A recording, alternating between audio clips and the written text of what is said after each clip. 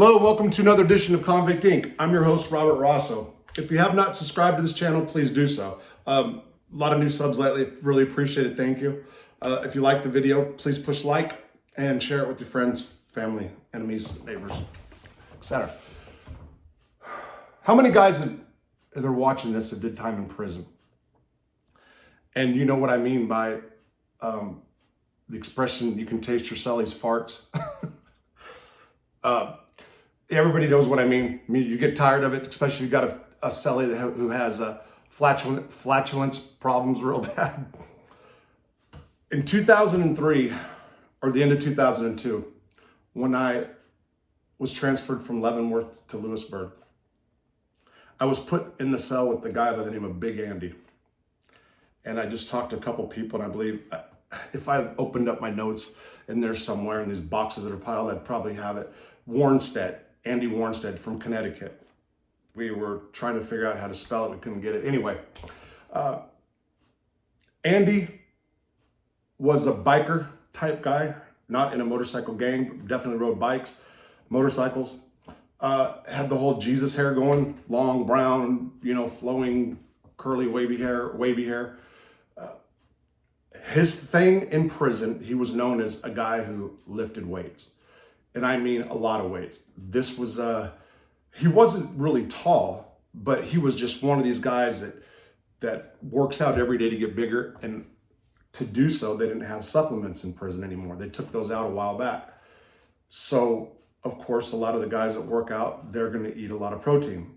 And that includes eggs and milk. My celly Andy not only consumed large quantities of protein in the morning, 5-6 glasses of milk.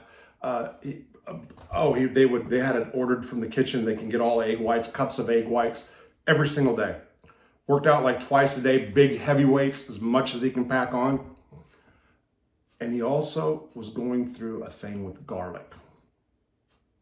In prison, and especially in the early 2000s, garlic, the rumor was garlic was like the cure-all. I know garlic's good for you, but so many people were buying garlic off the commissary, not only because Lewisburg had a whole bunch of Italians, but everybody was going through this garlic phase where every morning after breakfast, people would eat like a couple cloves of raw garlic.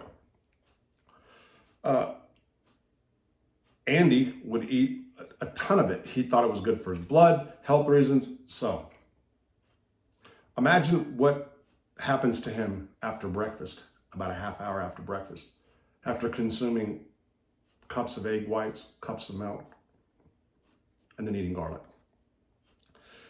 Andy Warnstead had the worst gas, and that's what he was really known for, the worst gas in Lewisburg. Because he was big, he got away with a lot of it. He would be in the weight room and blast, and I'm talking he can clear out, the weight room would clear out. I know really disrespectful shit when it comes down to it. He thought it was funny. There was other guys that were doing it too that thought it was funny.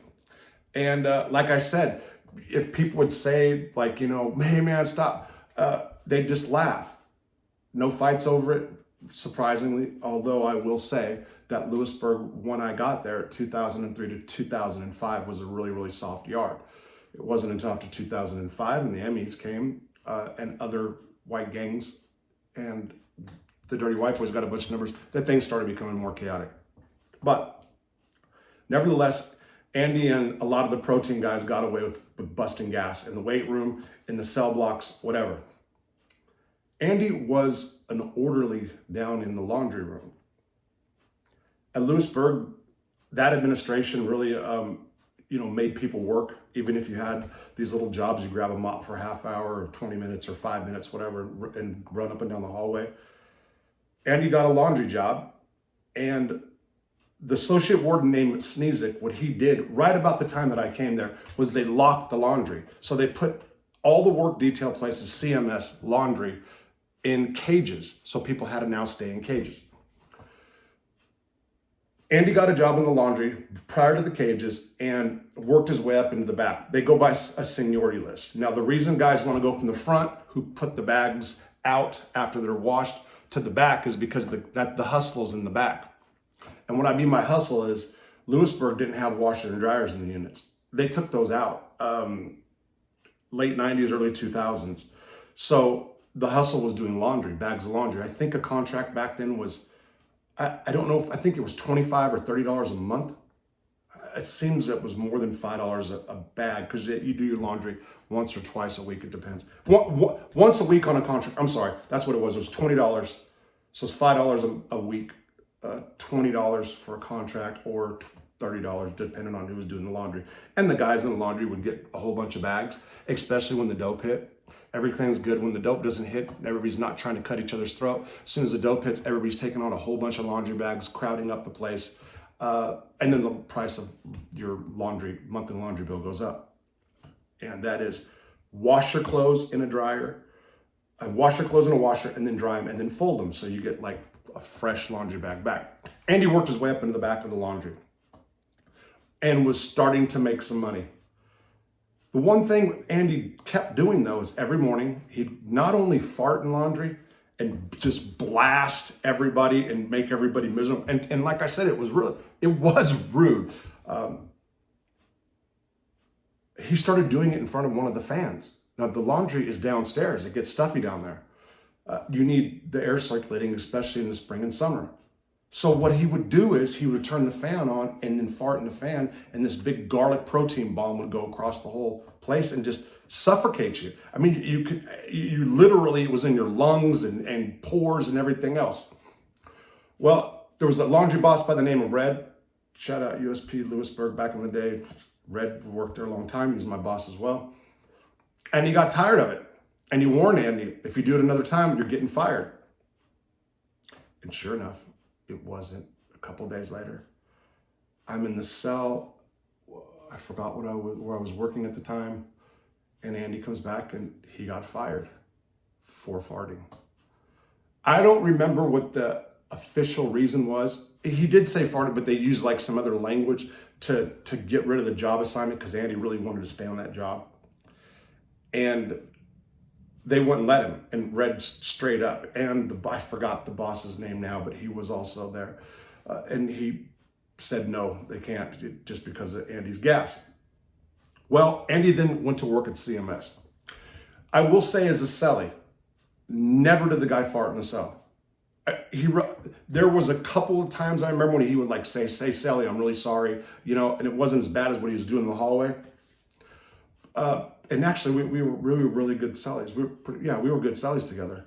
Out at CMS, Andy continued doing the fart thing. And he, like I said, he was lifting weights all the time, big, big, and big. And there came a day when they decided to do fencing around the handball courts or the tennis courts, the handball courts. Or, I'm sorry, put cages up around CMS. It was one or the other. My bad. That is considered security work, In the USPs, if inmates are working at CMS and they're actually making fences or cages or things that can lock other inmates in, which they do make a lot of, you can have problems over that. I know some guys that have bucked. I know some guys that have told other inmates, I don't care. I'm getting paid too much. I don't care. And nothing happened. And I've known other ones that have got their head peeled for putting up security or fences. Now, because Andy would go out there and blast a bunch of people didn't like him. And one was a Sereno out of Los Angeles who was probably 5'4". I'm going to say, if I had to guess, Andy was anywhere from 6 foot, about my size. I think he was a little shorter. I'm about 5'11", 6 foot. So I believe he was a little bit smaller, but because of his muscles, he just looked so huge. Andy refused to work on security. And as a result, him and every other CMS worker who refused to work, build the cages, do security work, went to the hole. And for like a couple months, maybe 2 or 3 months, it was a minute. And when he got out of the hole, he went to the other CMS workers and the Sereno and called them basically rats that they were doing security work. That lasted just seconds. The Sereno actually, there's my wife, the Sereno actually went into the bathroom with them, said, come on. Andy, believing that it was going to be a really, really easy win, turned around and said, I'm doing a video. Andy then turned around.